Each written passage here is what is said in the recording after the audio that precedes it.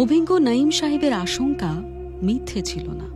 সুজাউদ্দিনের মতো শাসক যে কোনো নবাবীকে একা ধ্বংসের পথে নিয়ে যাওয়ার ক্ষমতা রাখে।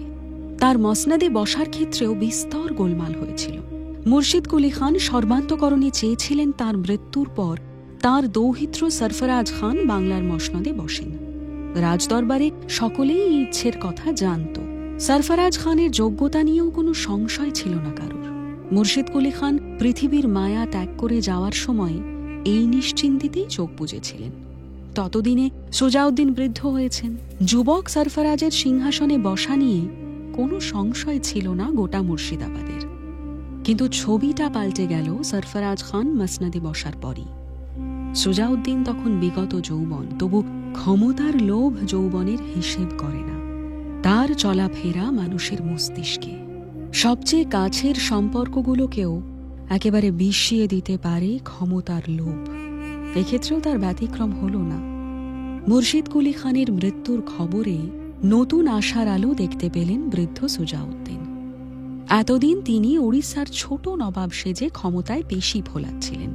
তাতে খানিকটা কর্তৃত্ব আছে বটে, তবে সুখ নেই। বিশেষ করে উল্টো দিকে যদি বাংলাদেশের নবাবীর হাতছানি থাকে। গোটা সুবে বাংলার নবাবী ততদিনে আর সহজ কথা নয়। যেমন তার ক্ষমতা, তেমন অতুল সম্পদ। দিল্লিতে 1 কোটি টাকা রাজস্ব পাঠিয়েও নবাবের ভোগবিলাসের জন্য অঢেল সম্পদ পড়ে থাকে। আর আছে ভারত জোড়া কদর। বাংলার নবাবকে সমীহ করে চলে না এমন লোক ততদিনে আর নেই হিন্দুস্তানে। তুমি কি ভেবেছ তৌফিক? কোন রাস্তায় তোমার ভবিষ্যৎ ঠিক করবে? দেখো, আমার যা জায়দাদ আছে তার সবটুকুই তোমার, তবু তোমার নিজের তো কিছু থাকা চাই। নাইম সাহেব ভারী গলায় প্রশ্ন করেন তৌফিককে। ততদিনে বয়সের ভারে নুব্জ হয়েছেন তিনি। মাত্র কয়েক বছর আগের সময়টাকেই বড় দূরের বলে মনে হয়। সময়ের স্রোত অদ্ভুত গতিতে এগিয়ে চলেছে।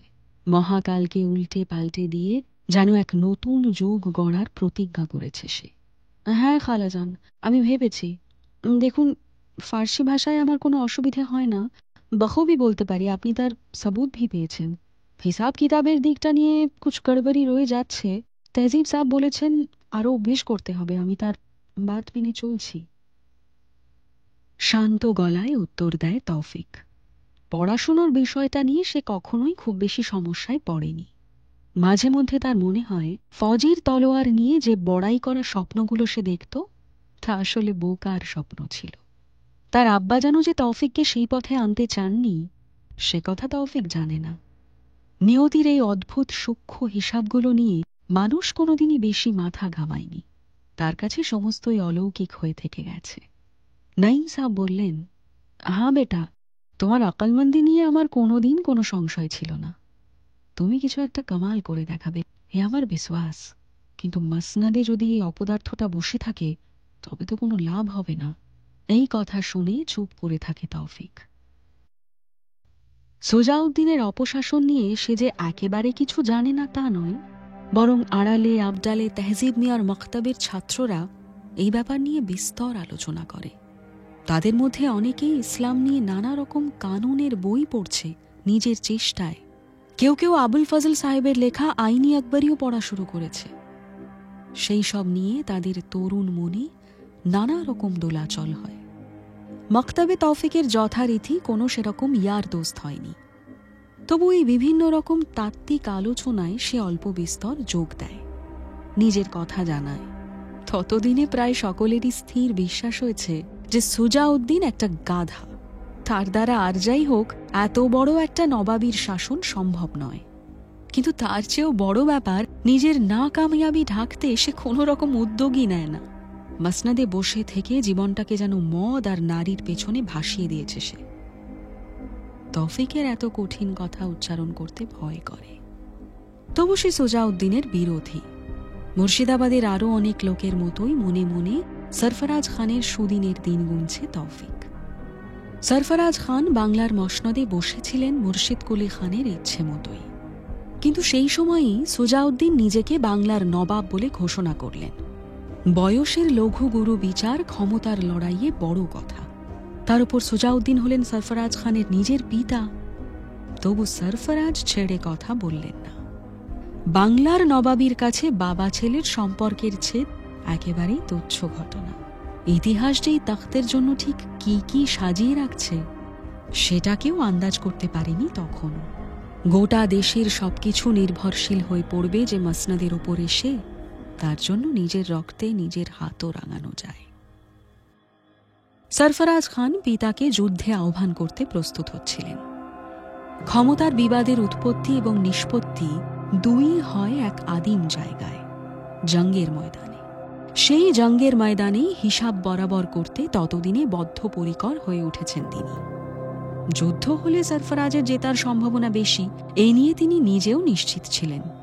এবং শুধু বাংলাদেশের নবাবই নয়, নিজের পিতাকে যুদ্ধক্ষেত্রে খুন করার আরও পাকাপোক্ত কারণ রয়েছে সরফরাজ খানের কাছে। সোজাউদ্দিন একজন মাদকাসক্ত তো বটেই, এমনকি একজন দুশ্চরিত্র লম্পট হিসেবেও ততদিনে বেশ পরিচিত। ওদিকে সরফরাজ খানের মাতৃভক্তি নিয়ে প্রশ্ন করে এমন লোক হিন্দুস্তানে নেই।